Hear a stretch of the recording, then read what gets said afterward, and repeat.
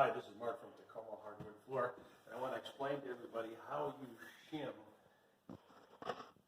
and ramp a floor down from a higher elevation to a lower elevation, because it's been baffling to me in the first place for quite a while. So first I'll put a plug in for T&A Flooring Supply in Tacoma, and they sell these shims. And what you want to do is buy the smallest ones, because they ramp it down.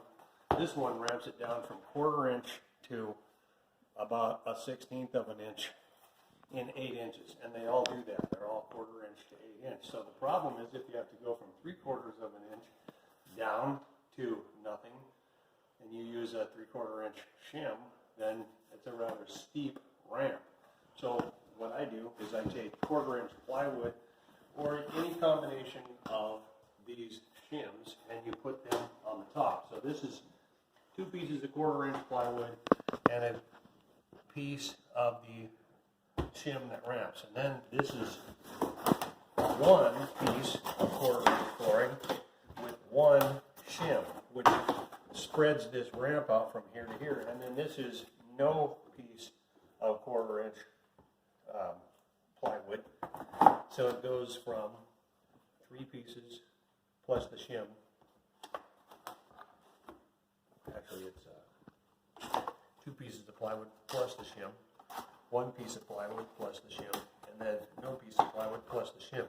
So it spreads a difference. This one spreads a difference. It actually turns out to be about 5/8 of an inch that it builds up here, and it spreads that down 3 times 18, which is 24 inches. So you can ramp down about 5/8 of an inch in 24 inches. And you just have to figure out how to play with your plywood and the type of shims that you use.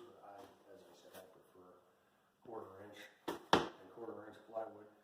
Spread it out as far as I can.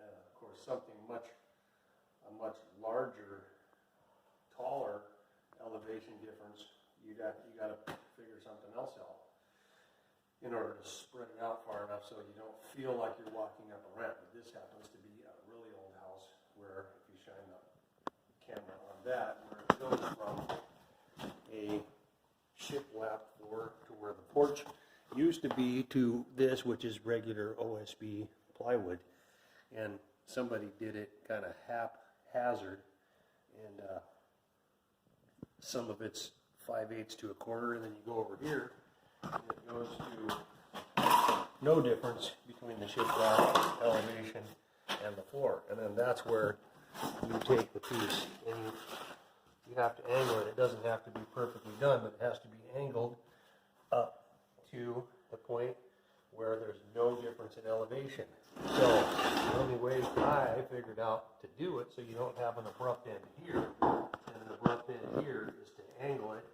and then sand that off with the edger. And then we'll just put a bunch of glue in there and it'll be stable. And the other thing is your good friend when you do this is a good real subfloor adhesive. The reason you use subfloor adhesive is because it remains slightly flexible over the years and doesn't dry super hard and then crack, and that's no longer any good, because all floors flex, shrink, and expand through seasonal weather changes. So that's why you have to use a subfloor adhesive that has, after it's dried, it has some flexation. That's it. You should be able to shim out differences in elevation in your floor.